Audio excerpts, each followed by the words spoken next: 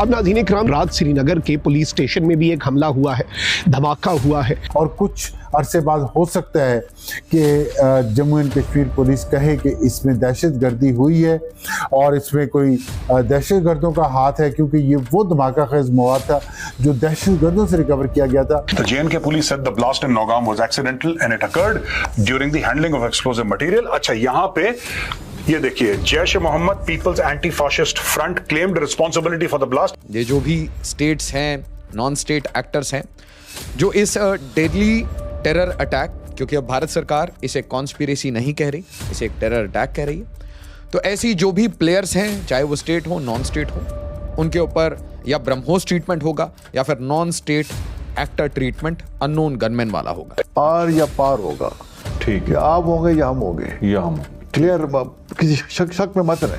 ठीक है, हमारी उस हिसाब से तैयारी है, बट अगर आपने 1 इंच भी हमारा क्रॉस किया तो हमारा जो फुल स्पेक्ट्रम डेटरेंस है वो बड़ा क्रेडिबल है, कन्वेंशनल भी और अनकन्वेंशनल, तो हम कोई भी काम कर सकते हैं। ठीक है, अपना कोई भी हथियार यूज कर सकते हैं, बड़े से बड़ा जो भी हम इस्तेमाल कर देना चाहिए, हमारी जरूरत मत करें क्रॉस। पाकिस्तानियों के लॉजिक के मुताबिक पाकिस्तान में जितना भी टेररिज्म होता है ना, वो भारत करता है, और भारत में जितना टेररिज्म होता है वो भारत खुद करता है।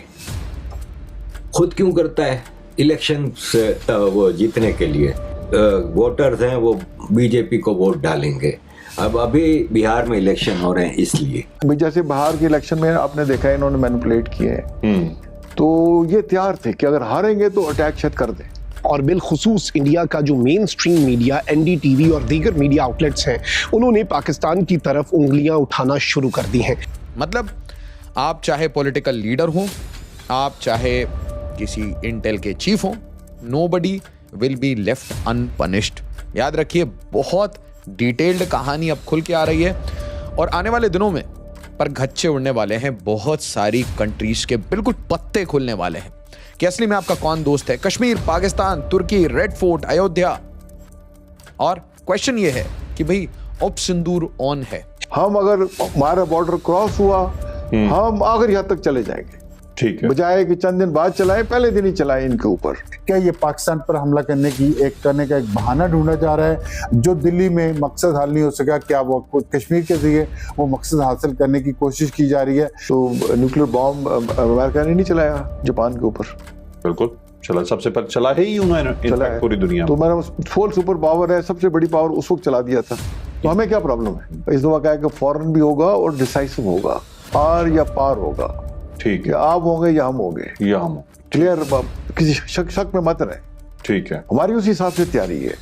अब देखें उन्होंने एक्साइज जो त्रिशूल की, तो पूरी अपनी सर्विसेज लेकर आर्मी को भी लाए, एयर को भी लाए, नेवी को भी लाए, साइबर कमांड को भी ले आए, स्पेस से भी मतलब उनको इंटीग्रेट कर रहे हैं। और फिर वो ड्रामे जैसे मोदी करता है, मतलब मोदी भी एक एक्टर है, मतलब जैसे बॉलीवुड की इंडस्ट्री है, तो ये साहब भी एक्टर ही है, बड़ा घटिया एक्टर है। हाँ, मतलब वो एक्टर तो घटिया, मतलब लोस्ट ऑफ जो है लेवल के हैं, ऐसे ऐसे हरकतें करते हैं बैठ के, तो पूरे तो इंडिया का इन्होंने नाम ऐसे कटा दिया है। तो इन्होंने अब देखें, जब भी कोई स्टेट में इलेक्शन आता है तो कुछ ना कुछ कार्रवाई करते हैं। ठीक है, और अभी बिहार के इलेक्शन थे, तो इन्होंने वहां पे पूरा एक सीन क्रिएट किया हुआ था कि अगर मौका मिले तो मैं शायद कर ही दूं, लेकिन हमारी पूरी तैयारी थी। तो हमने तो पूरे अलर्ट थे, और इनके हमने फॉल्स फ्लैग ऑपरेशन भी जो कराची में इन्होंने करने की कोशिश की, और वर्दियां वगैरह हमारी जैसे किसी मछेरे से वो मंगवा रहे थे, ऐसी और हरकतें हुई। तो हम तो एक किस्म का प्रोएक्टिव तरीके से इनके साथ एंगेज थे कि आप करके तो देखें आप।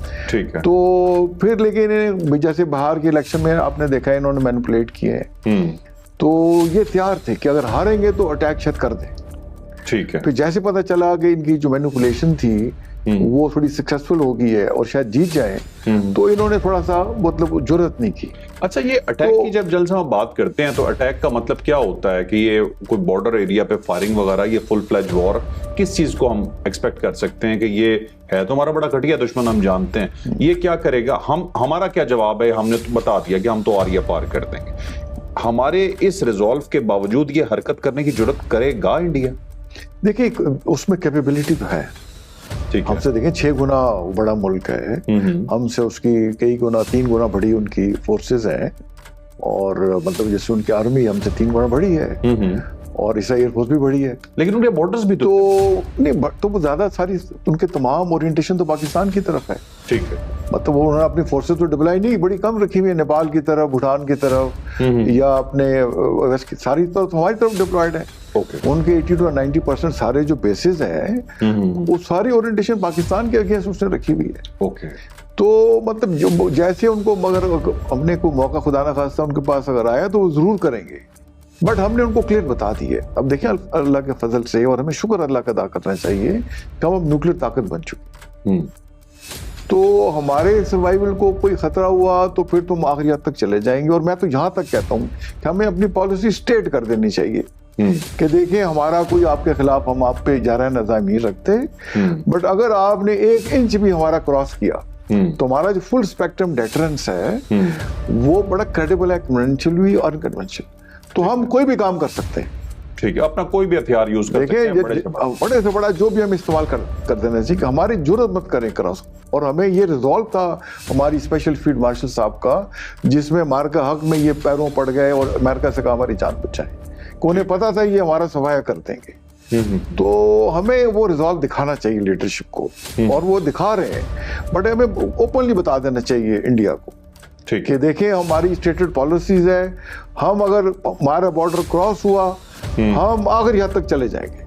ठीक है। बजाय कि चंद दिन बाद चलाएं, पहले दिन ही चलाएं इनके ऊपर। और इसी तरह इनको भी बता देना चाहिए अपना कि इनफ इज इनफ, तालिबान वगैरह को भी। देखिए ना, अब मैं वैसे बात कर रहा हूँ आपसे, तो न्यूक्लियर बॉम्ब अमेरिका ने नहीं चलाया जापान के ऊपर, बिल्कुल चला, सबसे पहले चला है ही उन्होंने पूरी दुनिया तो मेरा फुल सुपर पावर है, सबसे बड़ी पावर उस वक्त चला दिया था, तो हमें क्या प्रॉब्लम है? अपनी हिफाजत के लिए हो सकता है, हम अपनी फालतू कर सकते, हमें ये पॉलिसी स्टेट कर देनी चाहिए। ठीक है, ये एज अ पॉलिसी अनाउंस कर देनी चाहिए, बिल्कुल ठीक है। तो भारत ने ये जो न्यू लाइन है ये क्या कही थी? No good terror, no bad terror, any act of terror, वो कोई भी कराता है भारत में, भारत के ऊपर अगर अटैक होता है तो हम इसे एक्ट ऑफ वॉर की तरह लेंगे। और एक्ट ऑफ वॉर का मतलब क्या होता है कि रिटेलिएशन आपकी आर्म्ड फोर्सेस लेंगी। बहुत ओपन सी बात है, बहुत क्लियर सी बात है। अब आप जरा सोचिए कि लिंकेजेस किसके साथ आ रहे हैं। The Delhi blast near Red Fort was linked to Jaish-e-Mohammed terror module from Faridabad. तो अब सबसे बड़ा क्वेश्चन ये है कि हम जैश-ए-मोहम्मद तो कह रहे हैं, ये जैश-ए-मोहम्मद का जो लिंकेज है क्या ये डायरेक्ट पाकिस्तान से है या कोई और कंट्रीज भी इन्वॉल्व हुई हैं? अल फला का लिंकेज किसके साथ है? ये जो डॉक्टर्स, जिसे व्हाइट कॉलर क्राइम बोला जा रहा है, व्हाइट कॉलर टेरर बोला जा रहा है, ये डॉक्टर कहां से रेडिकलाइज होके आते हैं? बड़ी ही डिटेल्ड कहानी। अगर आपको वीडियो पसंद आए तो चैनल को सब्सक्राइब करें और बेल आइकन को जरूर दबाएं ताकि आपको ऐसे ही लेटेस्ट वीडियो की नोटिफिकेशन मिलती रहे। Thank you for watching. मैं हूं विवेक, मिलते हैं नेक्स्ट वीडियो में। Stay updated and stay safe.